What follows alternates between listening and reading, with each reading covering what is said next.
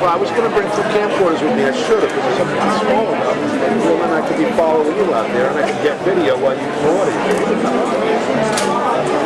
Well, I forgot my basic needs.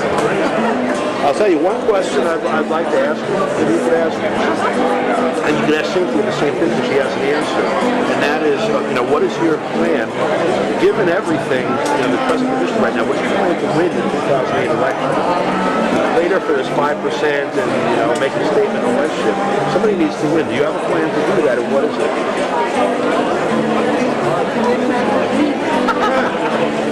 Why not? Yeah.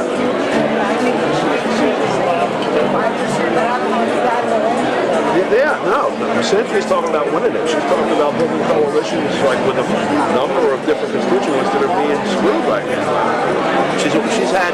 You asked her about Illinois. She had a whole platoon of young black kids that were out petitioning for Green Canada, and she's working on building a Reconstruction Party, for example.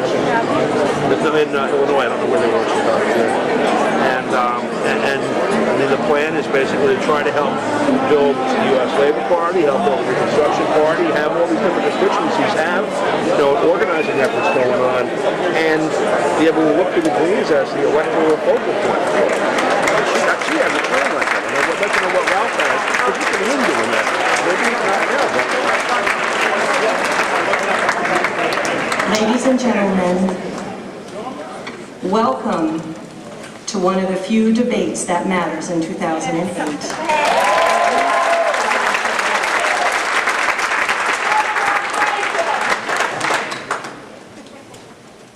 Thank you for joining us in this historic event, the first ever presidential debate amongst Green Party candidates for president.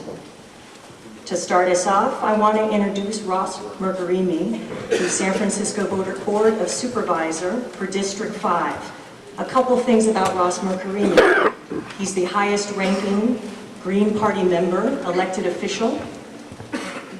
And, yes,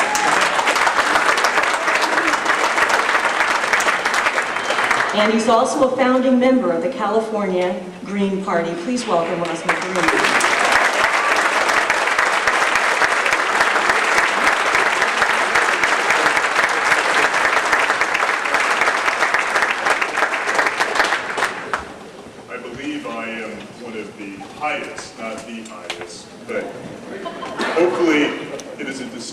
That we'll be able to correct by making sure that the legion of Green candidates on municipal levels and regional levels throughout the United States are elevated in 2008.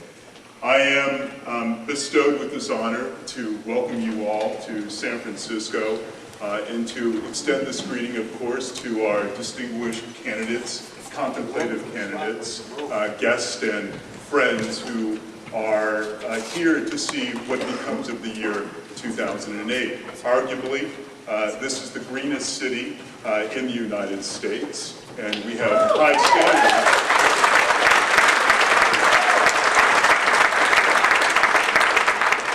We have high standards so that when candidates Obama and Clinton in the same debate used the word change 37 times together, that we want to make sure that that change absolutely translates into the kind of values and the kind of action and strategy that we from the Green Party and as independents and progressive Democrats and a whole orbit who is absolutely starved for the kind of leadership that this nation so woefully needs, that we would like to see represented and spoken about here today. And while we certainly know what we would like, I think a president and a president who would want to represent us, there's a few things that we need to be very clear about what we will not accept over the next 4 years. We will not accept this United States unilateralism where it decides to go alone to upset and disturb in its hawkish policies and creating the kind of misguided and illegal wars abroad, such as in Iraq and in the Persian Gulf.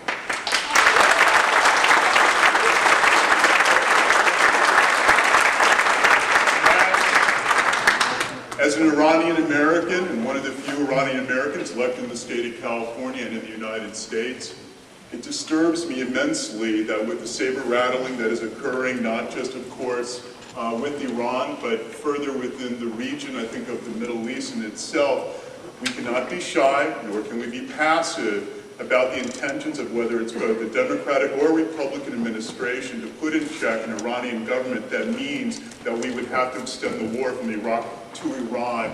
We must draw the bright line that makes sure that that never, ever occurs.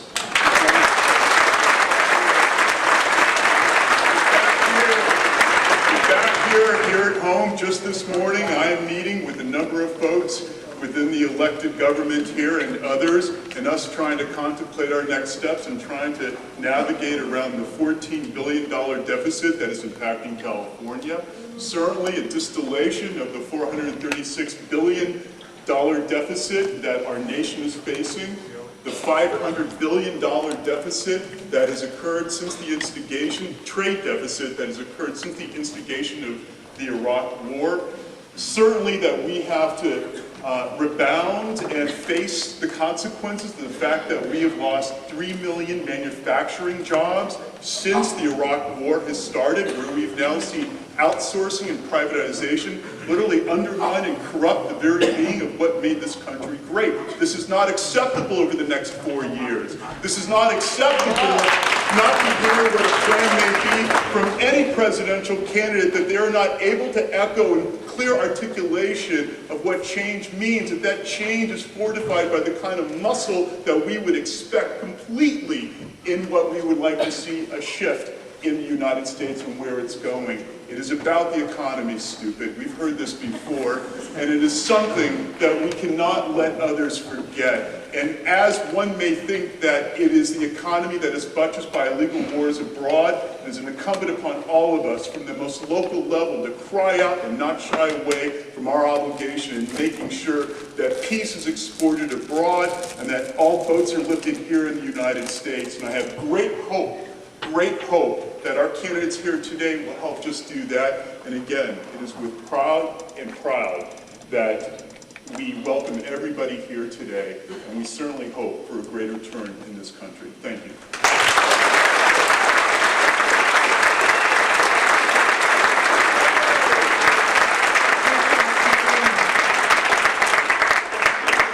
By the way, I'm Amy Allison.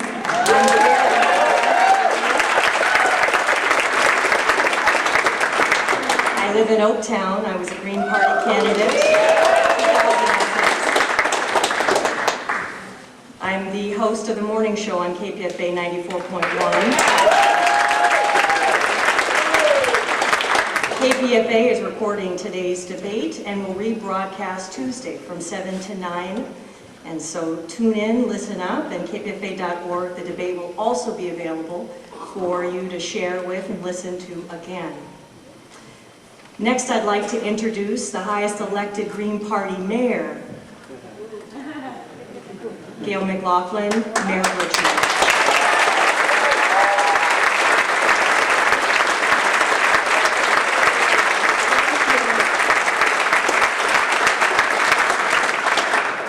Thank you all so very much, and thank you to the organizers of this great debate that we will see here tonight, this afternoon. I send greetings from the people of Richmond across the Bay, and I want to tell you that we are moving forward with a progressive relationship building movement in Richmond. We are tackling daily many challenges. We are facing the reality of what is confronting inner city America today. And this ties in to the national playing field, to the national policies. We in Richmond have suffered from structural violence for decades, and this structural violence has played out and has taken the form of poverty, social oppression, racial injustice, lack of opportunity. And this is because those federal policies have not addressed the needs of the people of our inner cities. Instead, we see money sucked out of our cities into a horrific war. Instead, we see corporations being given tax breaks. And this is not being addressed by the two-party system. We need the independent voices.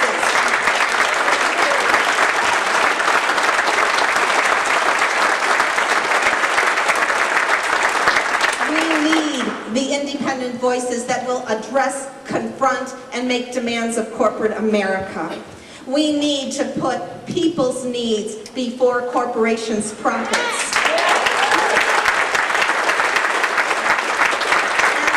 In Richmond, we are doing just that. We are confronting corporations. And along that vein, I want to say that we have a ballot measure on the that we're collecting signatures for a signature gathering process to put a ballot measure on the November ballot to tax Chevron, the Chevron refinery, which is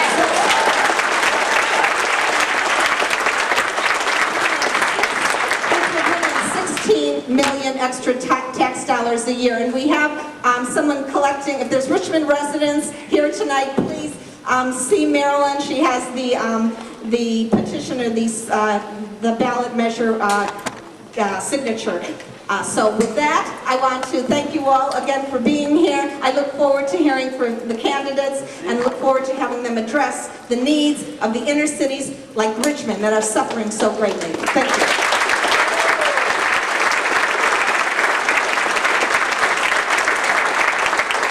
Thank you, Mayor Gail McLaughlin. We're very fortunate to have moderators that are going to be helping with the program today. Cindy Sheehan is the first one.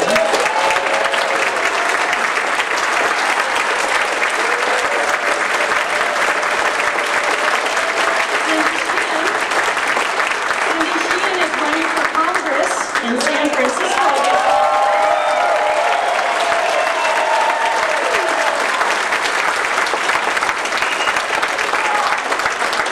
She's also, when she's not running for Congress, very busy leading efforts to impeach Dick Cheney.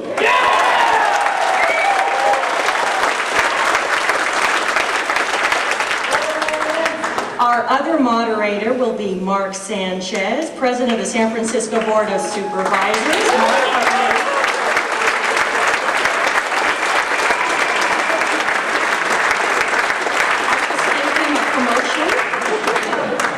President of the Board of Supervisors. What I meant was President of the school board running for supervisor in District 9. Mark Sanchez teaches 8th grade in between, and we thank them both. You all have white cards, hopefully, and you can write your questions directed to the Green Party presidential candidates. In about 20 minutes, we'll be collecting those cards. And Cindy Sheehan and Mark Sanchez will collect those and ask those directly of the candidates. And so they're going to be playing a very important role by being the voice of the audience for questions. Now it's time to explain how this evening will work. First of all, Ralph Nader will not be appearing with the other candidates for the first part of the program. And 48 hours ago, we were notified of this change, and we have he's not an official candidate. We are going to be hearing from Ralph Nader after the candidates have had a chance to address questions both from the media panel and from the audience. There's a couple of rules. We'll begin the evening with a 3-minute introduction from each of our candidates. The media panel will come on stage and have an opportunity to ask one or all of the candidates' questions. When a question is addressed to only one or two of the debaters, those candidates will get 2 minutes to reply, and the others will get 30 seconds to comment. When questions are addressed to all the debaters, each candidate will get 1 minute to reply. We will not have crosstalk between the debaters this evening. When you're writing your questions, they can be on any of a myriad of topics, including foreign policy, global warming, energy, food, war, civil rights, electoral reform. We already have that. Excuse me, I must have slipped. We have our timekeepers, and if you guys could raise your hands, we're going to ask our timekeepers down in the first row to be very firm with our speakers in terms of time limits, and I've already asked for all the candidates' forgiveness when I have to cut them off. We are, after all, politicians. Now I would like to ask the candidates to come forward, and I'll introduce each one of them. Let's begin with Jared Ball. Jared Ball is independent journalist, a radio host for WPFW 89.3 FM Pacifica Radio in Washington, D.C., hip-hop scholar, assistant professor of communication studies at Morgan State University in Baltimore, Maryland. Please welcome Jared Ball.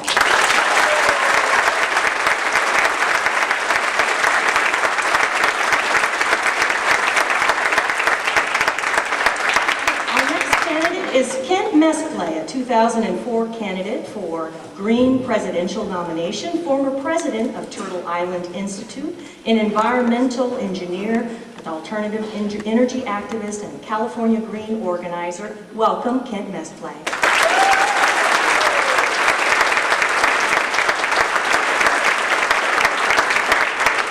Our next candidate is Jesse Johnson, 2006 U.S. Senate candidate and 2004 gubernatorial candidate for the Mountain Party in West Virginia, now affiliate state party of the Green Party of the United States. He's also a filmmaker. Welcome, Jesse Johnson.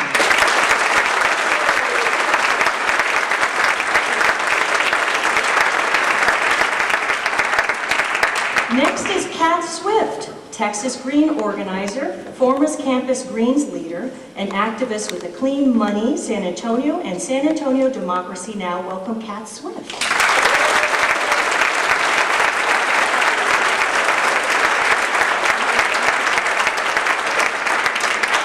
And finally, Cynthia McKinney, former member of the U.S. House of Representatives in Georgia from 1993 to 2003, 2005 to 2007, former member of the Georgia House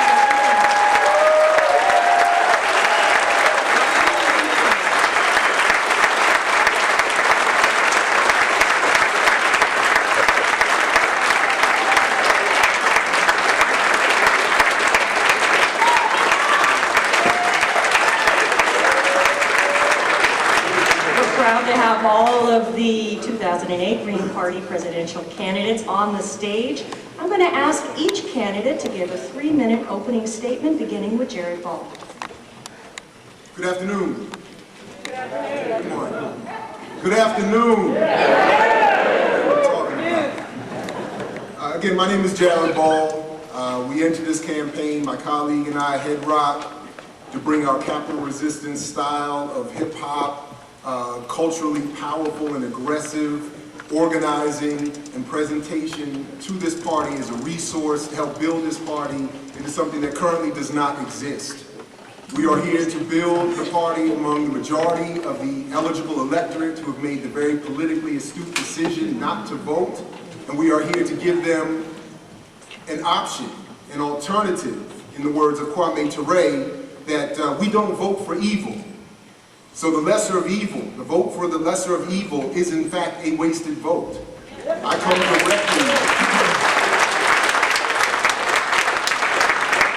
I myself come directly out of both the labor movement, the struggle for African or Black American independence in this country.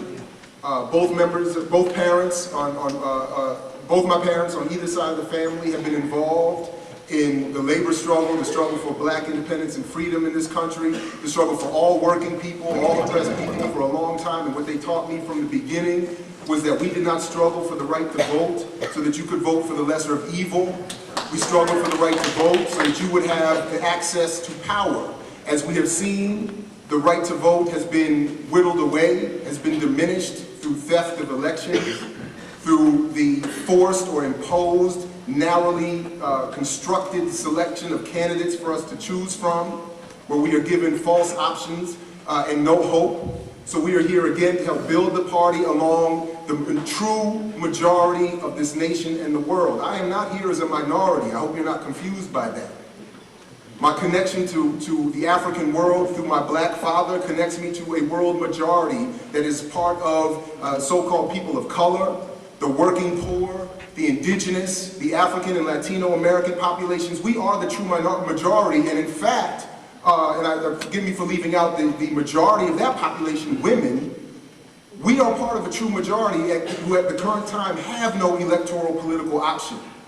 So again, with the same fervor and vehement pitch that came from one of my political heroes, Malcolm X, everything that the Green Party is standing for is long overdue.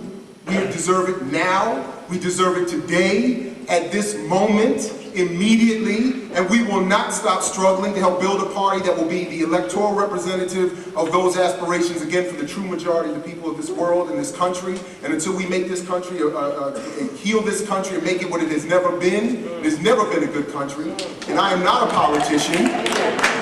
I want to make that one correction. Until we make that, build a party that will address the concerns of the majority of the people in this country, we cannot have a positive impact in the world. And I thank you very much. My name is Jared Ball. I hope you get your vote.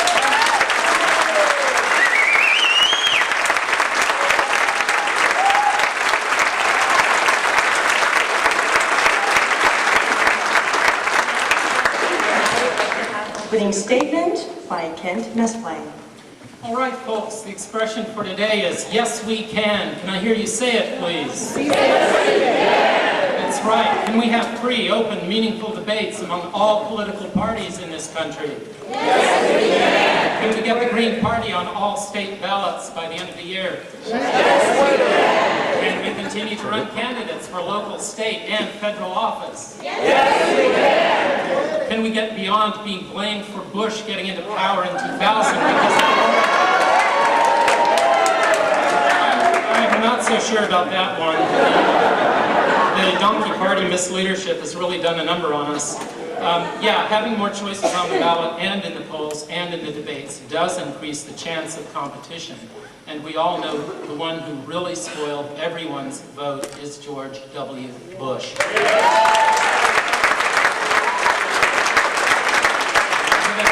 A quick response to the spoiler issue might be something like, you lost, we lost, get over it.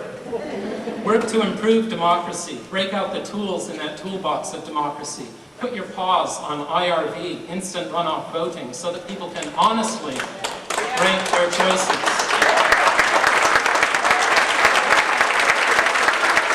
I know, and you know, that Gore won in 2000.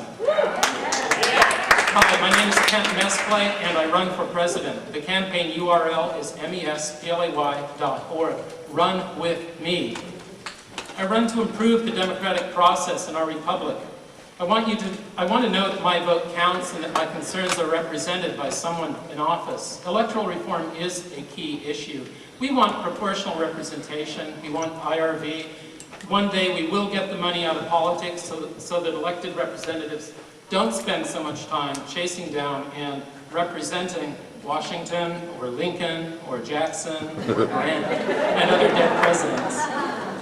Running as a Green in a system so weighted against real discussion and competition is a little like repairing a plane even as we fly. Still, can we do this? Yes. The real reason that I'm running is out of extreme concern for public safety and for environmental health. What is happening with the weather indicates a threat unlike any faced by humanity in recent history.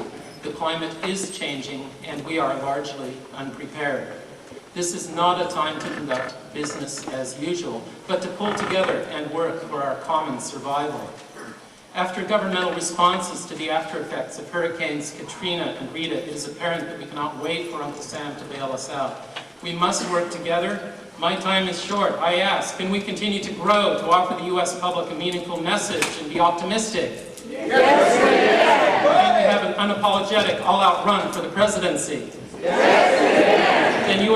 you will want to work with me because I'm not running for president of the Green Party. I'm not just running for the nomination. I won't be pleased with just 5% of the vote. I'm running to be president of the United States. Folks, we have 8 days to register more people. Can you register at least one person before the end of tomorrow? Green? Can you do that? Yeah, thank you, Mr. Lee.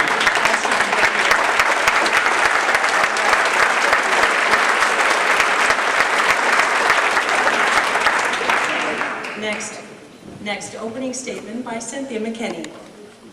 Hi, I'm Cynthia McKinney, and I'd love to be your nominee for President of the United States. My political story starts in the Georgia legislature, where I drew a reapportionment plan to maximize Black voter participation. I ended up drawing the ire of Georgia's good old boys as I worked with the U.S. Department of Justice to see my plan become law. Then in 1991, I spoke in the Georgia House chamber against George Herbert Walker Bush's bombing of Baghdad. My colleagues got up and walked out. I was vilified in the press. They likened me to Jane Fonda. They called me Hanoi Cynthia. Despite the name calling, I decided to run for Congress with no political party support and no money. $25,000 later, I was the Democratic nominee, soon to be sworn in as Georgia's first Black Congresswoman.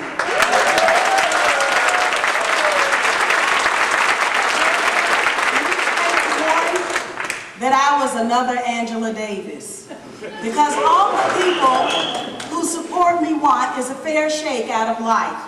They want honesty, dignity, and respect and opportunity. So when I went to the Georgia legislature and then to the U.S. Congress, I was soon called another name, a voice for the voiceless. Over the course of 12 years in Washington, D.C., I compiled a lifetime voting record from the AFL-CIO of 93%, 92% from the League of Conservation Voters, 100% from the Human Rights Campaign, 97% from the ACLU for my last 2 terms in Congress, 100% from the Children's Defense Fund, and consistently made the Congressional Black Caucus Monitor Honor Roll when it was part of the Black Commentator and under its current relationship with Black Agenda Report.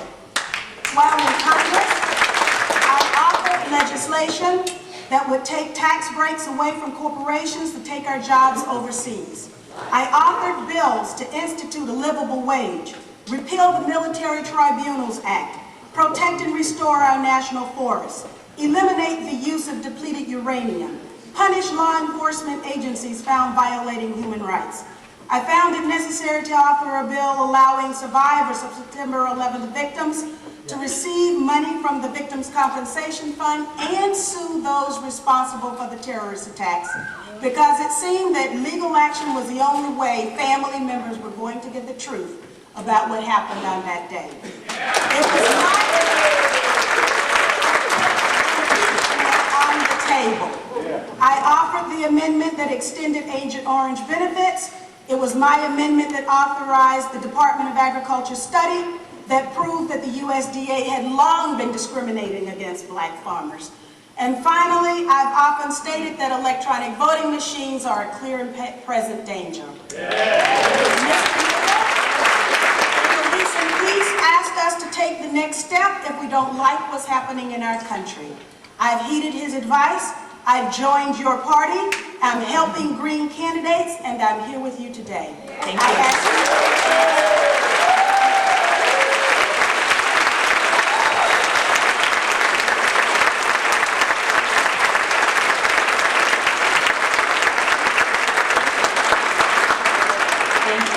Now we'll have opening statement by Kat Swift. Hi, my name is Kat Swift. I'm a Green Party activist in San Antonio, Texas. I helped start Food Not Bombs in San Antonio, and we would get kicked out of the park every time just for feeding homeless people or hungry people, or even that weren't homeless. I ran for city council in May of 2007 against Henry Cisneros. He used to be HUD director under Clinton. I ran against his wife. I got 30% of the vote starting my campaign.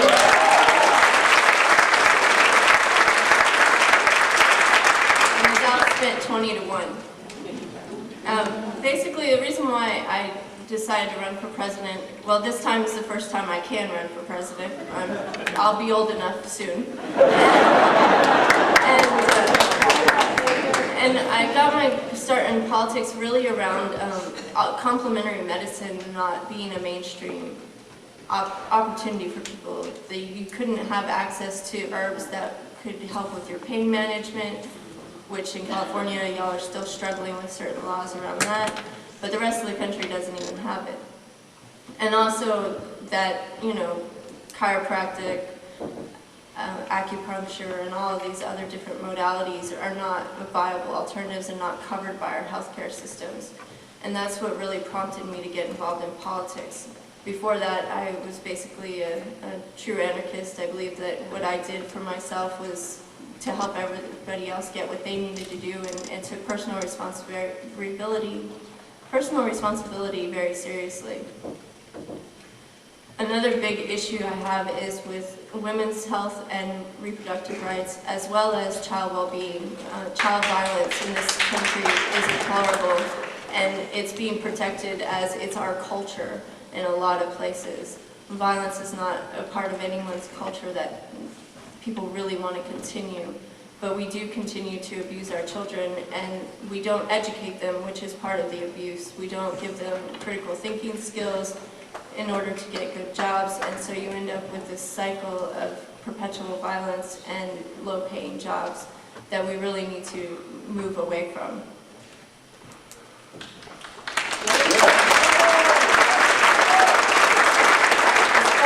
As Green Party politics go, I live in a state which is one of the hardest states to get on the ballot. It will cost $100,000 in Texas to get ballot access. And this is a pay-to-play system, and a lot of other states are the same way. And we need to look at unifying ballot access laws across the country so that you don't have to live in one state so that you can run as a Green candidate. And if you go to Texas, well, you're just screwed. You can't do anything about it. You have to run as you can't even run as an independent. It's next to impossible. So we need to look at ballot access laws and change them uniformly. Thank you.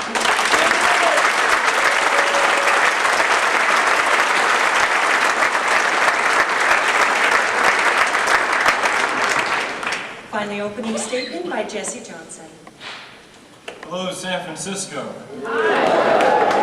It's great to be here. I'm an old actor and filmmaker traipsing these boards, and this lovely theater is fantastic. I wanted to say, 20 years ago, I developed a mission statement for myself, and that is to unify through communication. And that's what I'm here to do. And that's what's not happening in our nation today. Unfortunately, we live in I aspire to be a citizen, but unfortunately to be a citizen, the civic part of that, you have to be a reciprocal with the government, and at this point we're not. The last part of that is Zen. I'm trying to find the Zen citizen.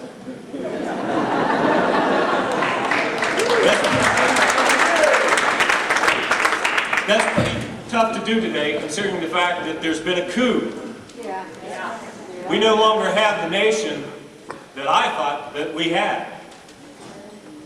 But as citizens, we can fix this. And I intend to work diligently to do so. But unfortunately, and to be very clear, I am not an officially declared candidate. And the reason being is because in the state of West Virginia, I am the chairman of the Mountain Party, which is the official affiliate to the Green Party. But as chairman of the party, I'm not allowed to hold office and I'm not allowed to officially declare my candidacy. And in Reading, I promised you that I would deliver to you the presidential and the vice presidential slots for the state of West Virginia on our ballot. The state of West Virginia and the Secretary of State has not allowed that. So in the meantime, I've been fighting diligently to make sure that I'm not the only person who is allowed on the ballot in the state of West Virginia for president or vice president.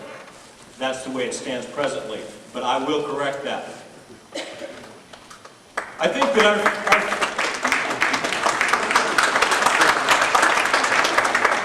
thank you. I think that what we really need to focus on is what is leadership. What is a leader? A leader is someone who can see into the future and envision that bright and shining city and a gorgeous ecosystem, and is aware of our history. And our history, if you've learned all the dates and the names and the wars for certain, then I question whether you know about Shays' Rebellion, or whether you know about the Bonus Army, or whether you know in the mountain state of West Virginia, the Blair Mountain, which was the second largest insurrection in the history of this nation, next to the Civil War. It's the only time in the history of this nation that we bombed our own civilian populace with weapons of mass destruction. Thank you.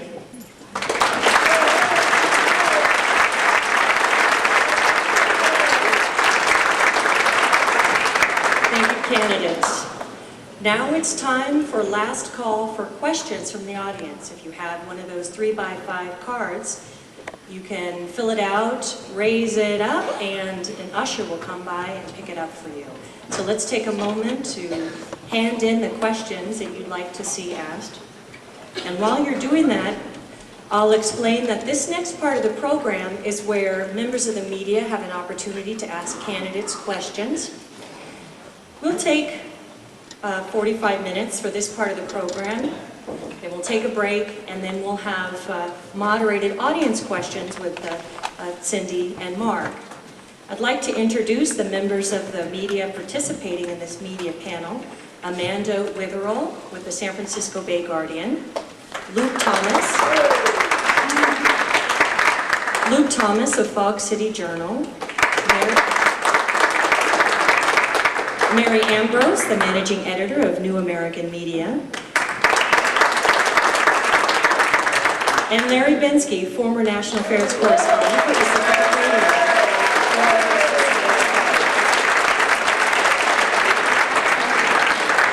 Members of the media will come to the dais to ask questions. And so I'll take a seat. If you want to ask a question, just let me know, and we'll go that way. Sound good? Is everybody aware that lawsuits have just been filed against the governors, the states, and the weasel won these elections in Iowa and New Hampshire as of yesterday? And the greater coup that this man is talking about is the California National General Strike. It is time for us to join with the writers and tree sitters and to actually exercise our strength instead of paper and words. Okay, so let's continue with the media panel. Ladies and gentlemen,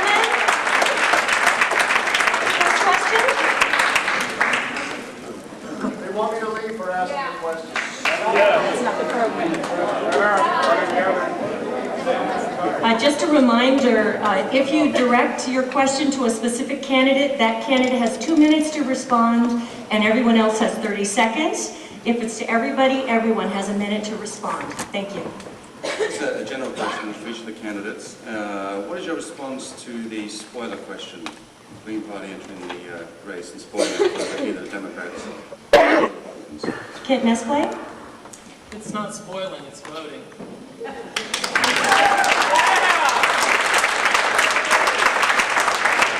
Cynthia McKinney?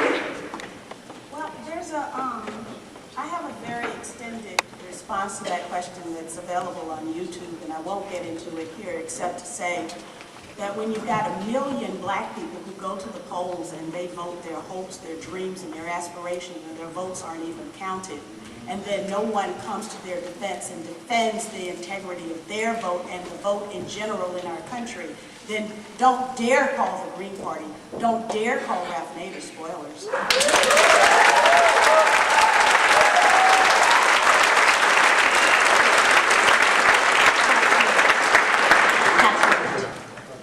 Well, usually my response in Texas is instant runoff voting. And then it's more Democrats voted for Bush than voted for Nader. So, you know, there's a multitude of arguments, and what Cynthia said and Ken said are exactly right as well. Justice Johnson? Well, first of all, as Cynthia pointed out, you know, we did not have an election, we had a selection. And, you know, when you're lining up the people to impeach, certainly, you know, if you read the Constitution, I think it's Article 4, Section 2, states the President, Vice President, and other civil officers, that includes the judiciary, high and low. Secondly, as far as the Nader issue is concerned, there were, I believe, 9 other people on the ballot in Florida who got enough votes that would have swung that election, so I don't understand exactly why they would pick on Ralph in that particular instance.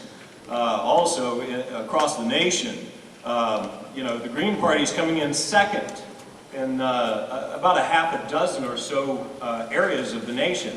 And in those areas, the Green Party is coming in second, not to the Republicans, and pushing out Democrats. Thank you. Jared Ball.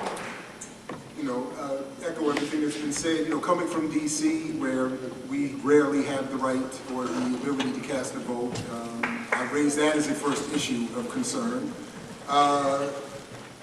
I would also add that this fundamentally is not a democracy as a nation in the first place. So the vote has been put upon us and imposed upon us from day one.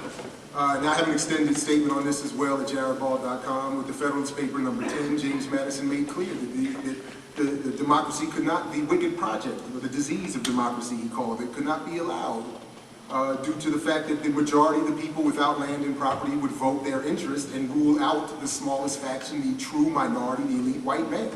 So the vote has always been a questionable reality.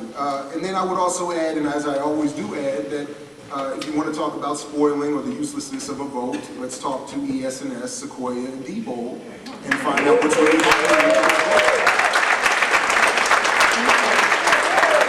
Next question for the media panel. I know the Green Party talks a lot about social justice.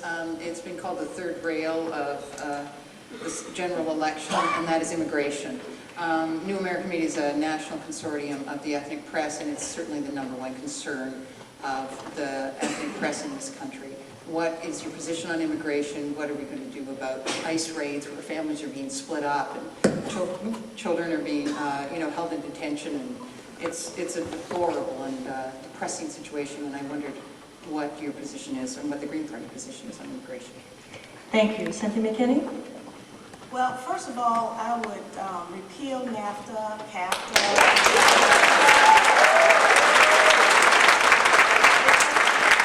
Basically, we have this issue of immigration because we have unfair practices in our economic policy.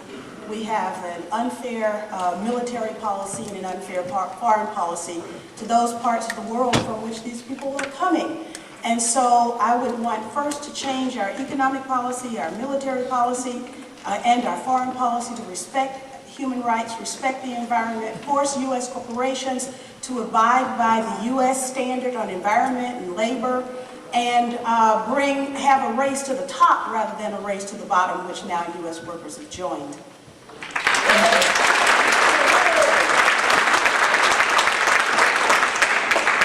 Well, Cynthia just gave my usual answer, so I'll elaborate on some other points. Texas, they're confiscating land now on the border to build a wall from indigenous people. We hold the prison, which you mentioned in the question, where we have children in prison because their parents crossed the border illegally.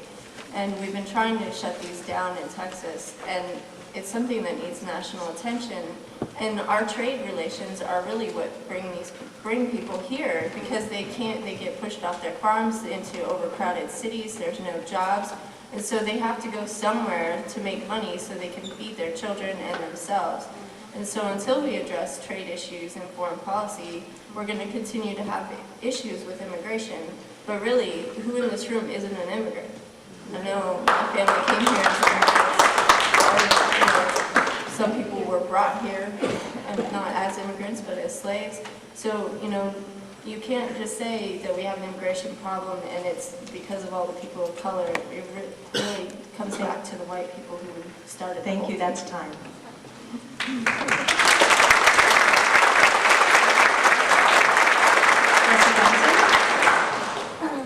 Well, this is a subject that comes up historically every time things are tanking. Yes. Yeah. There are three types of immigrants in our country, or in the history of our nation. One was the original ones, the natives. The other two are illegal immigrants. The first ones are the ones that are getting pointed at with fingers all over the place right now. The others are the ones that we probably share their bloodline, many of us, even though more of us share many bloodlines than we realize. Those are the ones who took this nation illegally, committed genocide for probably the last 400 to 500 years. So I think what we really need to focus on is our economy and justice. And if we do that, immigration will no longer be something that is sticking in our face every time we turn on the news.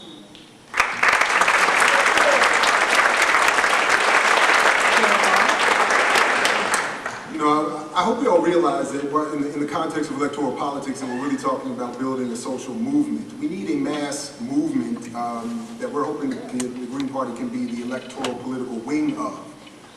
My colleagues here have said most of what my answers would be. I'll personalize it just a little bit. My wife being from Panama has reminded me on time and time again, there are no illegals, all right? As my sister Cynthia said very clearly, her country has been ravaged by the foreign policy of this country. So the fact that her family came here, migrated here to find jobs and find work, and they're exploited through their taxes and so on and so forth, and then turned around and be called spics and illegal and all of that infuriates me. My father's people came here in chains, all right? And they were not, to quietly and softly correct my dear sister Kat, we're not slaves. These were enslaved African people upon the wealth of this nation, upon whose backs the wealth of this nation was built. Again, until we make the kinds of change within our own country, the foreign policy of this nation cannot get any better. We can't expect any difference.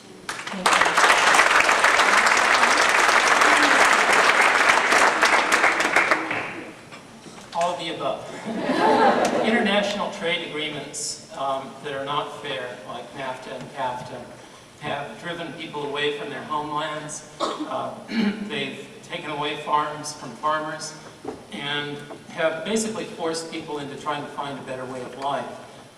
I want to touch on something else, that the real reason that immigration is discussed these days doesn't have to do so much with immigration. It has to do with fear, the fear that's being promulgated by the right, the distrust of strangers. This is symptomatic of a society that is sliding toward totalitarianism.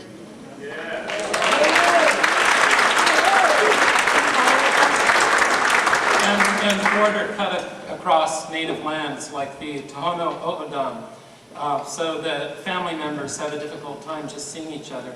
$9 million per mile for a triple fence is a waste of money. The money would better be spent in Grameen-type microloans to help out everyone. Thank you.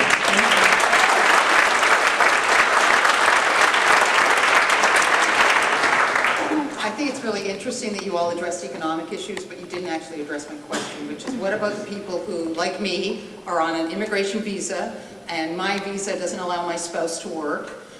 What about people in Silicon Valley who face that? What about the people who can't vote, people who know they've lived here for 8 or 10 years and they have no pathway to citizenship? What do you actually suggest? Rather than NAFTA and our whole economic situation, what about the people right here, right now, who can't get access to health care, who can't get access to all kinds of social things, but they still pay taxes, and they're still living in this country? What are you going to say to them? Thank you. For this follow-up, 30 seconds, beginning with Pat Swift, 30 seconds. It's interesting because there was a Congress of Latinos in October of last year to discuss this issue, and there's no they can't agree on what to do, but really, and we need a path to citizenship for people who have been here for a long time, and not force them to go back to their home countries in order to stand in line to get that path here. That's a ridiculous expenditure of time and effort and money, and we need to find people who are here legally need to have access to jobs and everything that you mentioned. That's time. Jesse Johnson. Well, it's a very complex question, and I'm sure that the answer is going to be very complex as well. I don't have that answer. I don't believe that any of us do, and certainly our government doesn't presently. I do believe it goes back to the economic issue, and you know, there is no Ellis Island open today, and we have no pathway for citizenship that is workable. And as I was talking about before, pertaining to our guilt as far as illegal immigrants, I think that hatred spawns from the guilt of what we did to the native lands to begin with and the native peoples. Thank you, that's time. Jared Ball. I mean, again, to give a simplified answer in a short period of time, I would just simply say, I mean, I support health care for everybody on the planet. Castro, under economic sanction and siege and impoverished conditions, can send doctors all over the world, including into neighborhoods in this country where other doctors are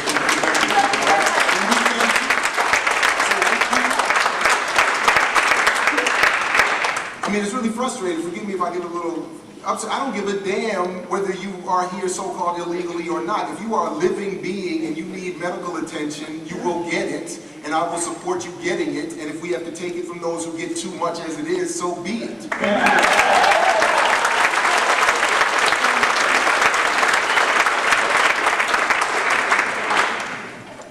An expedited path to citizenship is in order. I'm also floating the idea of dual citizenship, having people be citizens of both countries. That would go a long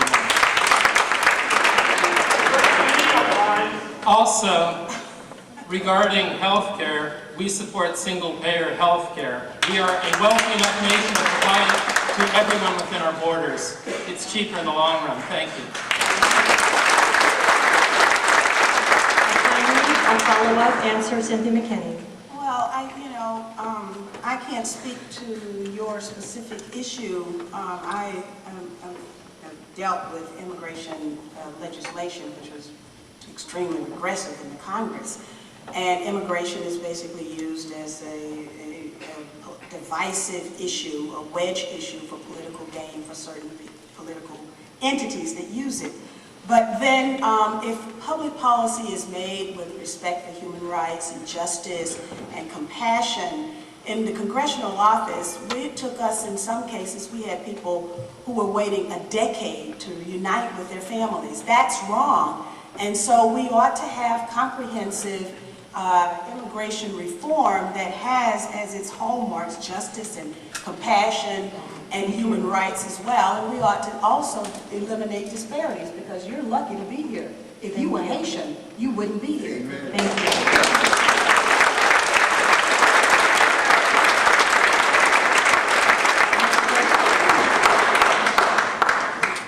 This question is for all of you.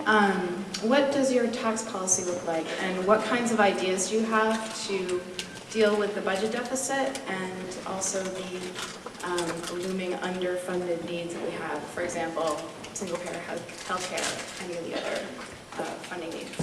Beginning with Jesse Johnson. I'm sorry, I didn't hear the last part of what you said. Would you repeat your question, sir?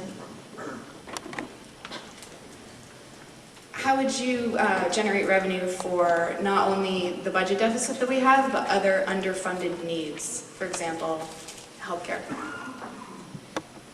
Well, I'd like to take your last question first, if I could, because I believe it's the answer to a lot of the problems that we're facing. We have a military economy. We have to face up to it. We have to change it. There's something like $750 billion, I believe it's $787 billion being spent on the books. That's discretionary spending. And then there's all the non-discretionary spending, and then there's also black market, which There's a lot of money that we don't even talk about, is never addressed. There's plenty of money to go around. There's plenty of money to deal with a lot of these issues. They're just simply not being dealt with because we have the $800 hammer, and the $800 hammer is spread across the nation because, you know, you have different parts of it being made in different places and putting jobs and foods on the table in the constituencies of that Congress. Thank you. Jared Ball.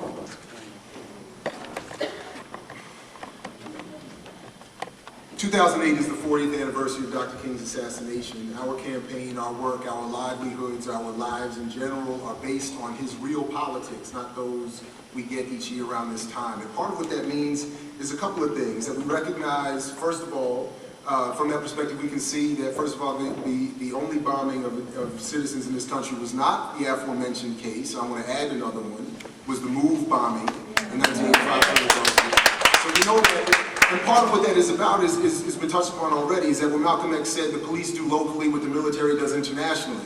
This funding that has been used to turn this country into a police state through the help of communications technology in most recent years is being directed against us.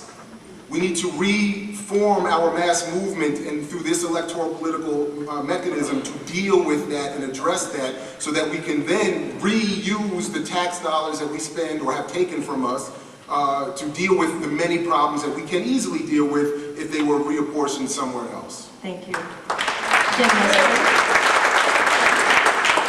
I would say repeal the Bush tax cuts. That would help. Tax corporations that move offshore, close tax loops, cut military spending, and trim Pentagon waste. That would be a great place to start.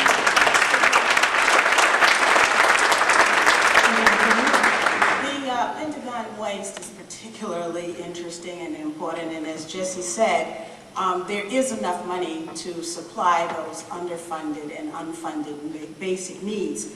When the Pentagon spends $20 billion to make their computers talk to each other, and they still don't talk to each other, so they can't do a budget, or when the Pentagon spends $60 million buying Tamiflu at a time when the Secretary of Defense owns the stock in the company that makes Tamiflu, and Tamiflu doesn't even serve the needs for preventing bird flu or treating bird flu because it mutates. We've got about $300 billion that we're spending in intelligence, another $700 billion that we're giving to the government, to the Pentagon, and then the Pentagon admits that they've lost $2.3 trillion. There is no dearth of money. It's a question of our political will.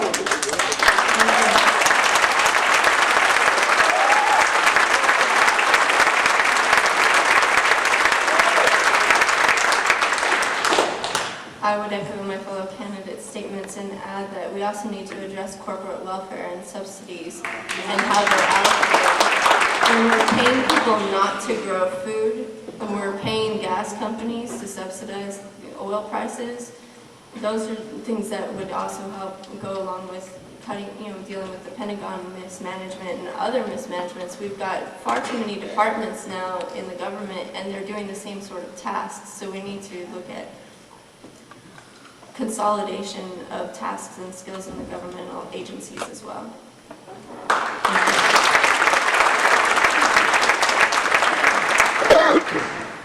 Another question from the media.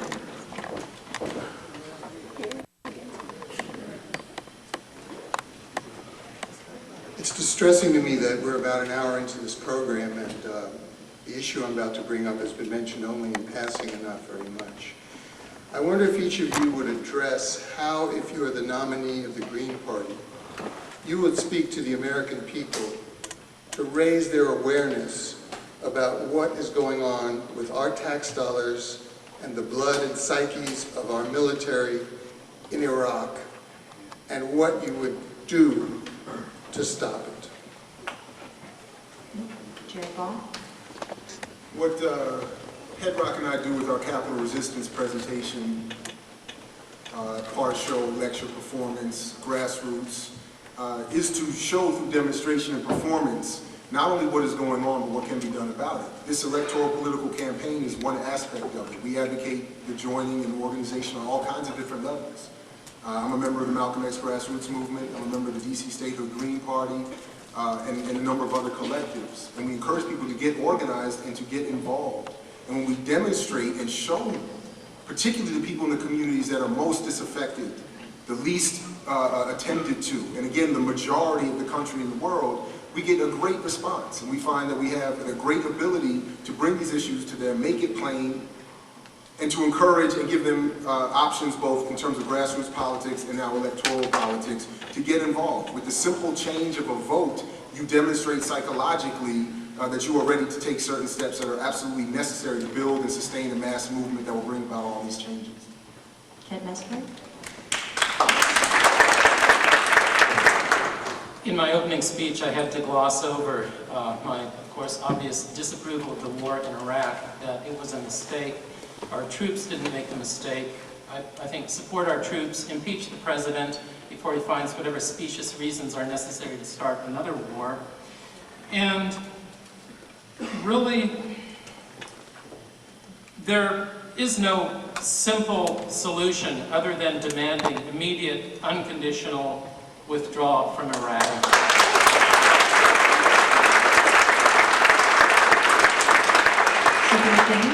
I agree that we ought to demand immediate withdrawal from Iraq. I voted for that while I was in Congress.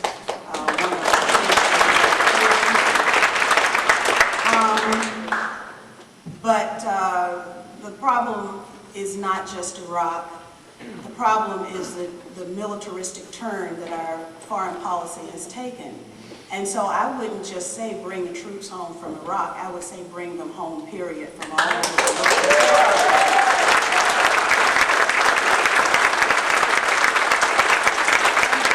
And then the second part of it is because the Congress is so powerful, we have to have people who will run for Congress on a peace agenda, a peace platform. That's why it's important. We've got people like Cindy Sheehan running for Congress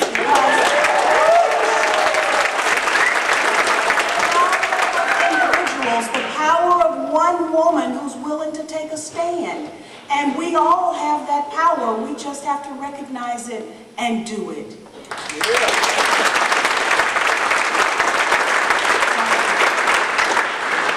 Well, talking to the masses about how their tax dollars are spent is really simple. You just put out the figures and show people, and once they see the numbers, they understand it.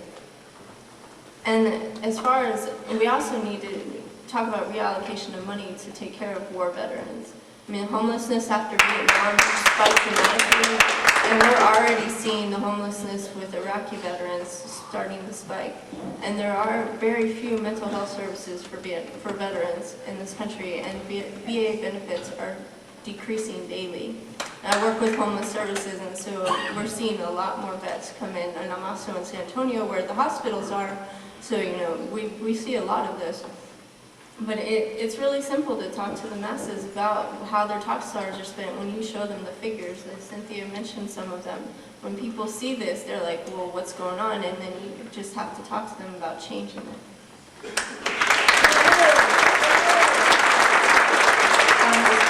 Mr. Johnson.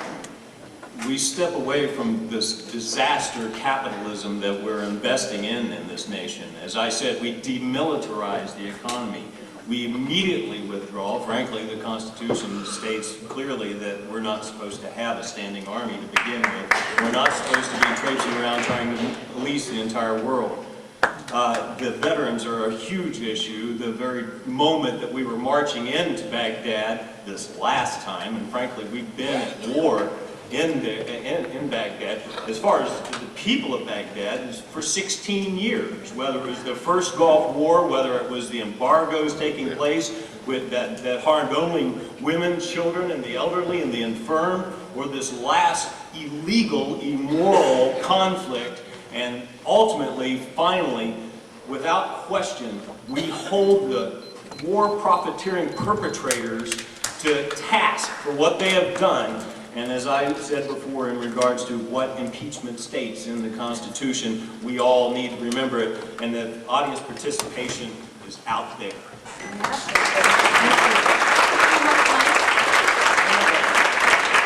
We have time for one final question. A quick from the media follow-up panel. question for the audience. How many of you are residents of San Francisco? About half. I want to do something that gets me in trouble sometimes with people that I don't care about anyway. Doesn't look like a spike. Fellow journalists. Cindy Sheehan's running for Congress. She needs shoe leather and she needs people power. Her website is cindyforcongress.org. Get involved. Thank you, Larry.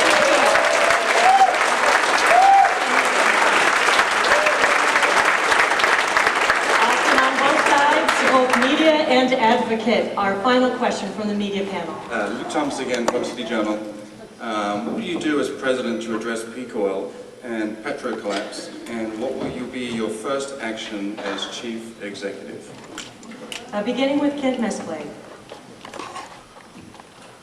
National energy independence is something that we could have if we had the political will. It's one of my key issues, and it goes under my basic approach of treating sustainability as a security issue. We need to treat every rooftop, especially in sunny areas of the country, as a power plant. We need to work toward getting people off grid also because, as I said, regarding safety issues, not just when the power is out, but when there are other disasters, what we need is, we're better prepared if we have our basic needs met in place. And really we need something like a national Marshall Plan, a new Green Deal. We do need to put a lot of money into renewables, but I'd say just cutting the $40 billion in annual subsidies for fossil fuels would help us create, say, 5 million green-collar jobs. Thank you. Thanks.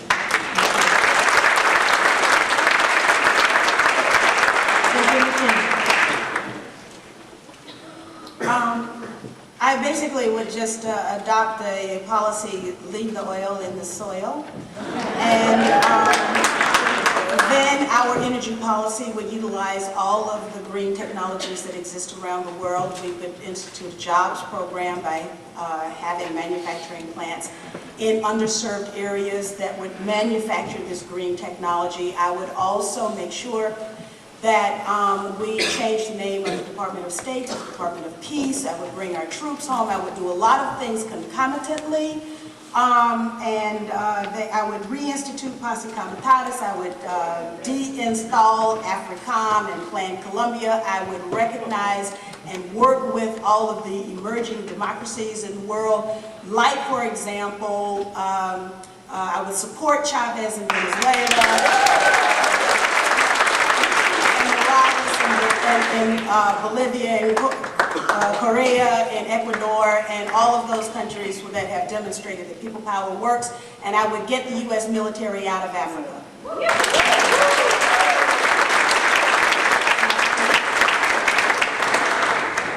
Well, I have a 3-page and growing list of the first things I would do as president, so I'm not going to go through all of them. But yeah, it touches on, death penalty moratoriums, bringing back the commons, allowing public lands to exist again, finding ways to honor our oldest treaties with American Indian populations. I'm very excited. Great things that'll be on my website as soon as I have time to put them up there. And as far as peak oil and petro collapse, we really need to look at cleaner energy, but we all know that in this room. Obviously, we need to look at, putting the new solar film on any building. You can put it on the side of the building, you can put it on the top of the building, and it's great technology. And also looking at, petrochemicals are used in so many things, and the oil is better it's better if we don't burn it. I mean, there's so many better uses for it. And so transitioning to a non-petrochemical based fossil fuel economy would be a good idea.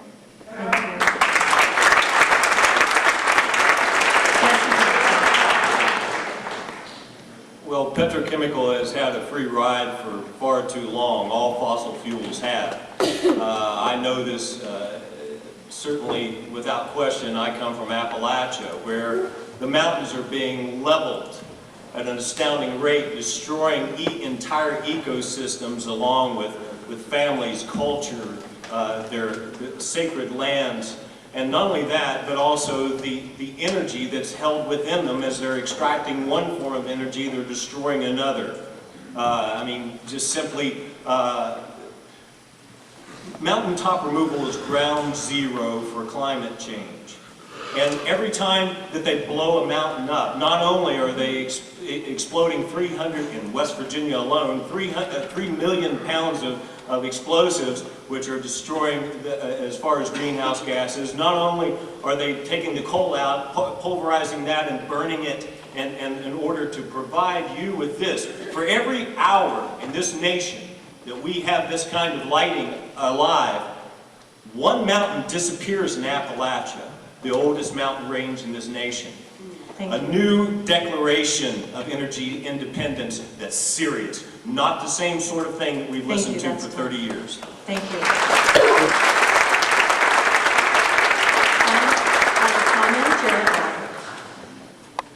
This has been my favorite part of entering this race, was to answer the question what my first thing as president will be. Before even being sworn in, the first thing I would do is initiate the paperwork to get free all of the political prisoners in this country.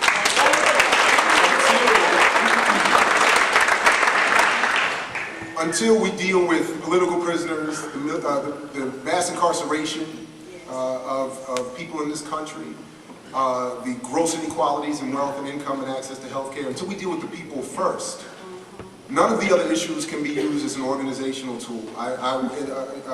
With all respect to the environmental concerns, which I take very seriously, we can't address them until we deal with the people first. So I would get free all of those political prisoners and initiate as part of that a reparations not only to them personally, but to all those majority of the country in the world who have been disenfranchised, stolen from, genocidally dealt with, and so on. That would reconstitute our relationship with our environment and with the natural world. And then I would convene a panel which would consist of most of the people up here right now to figure out what to do specifically with the environment.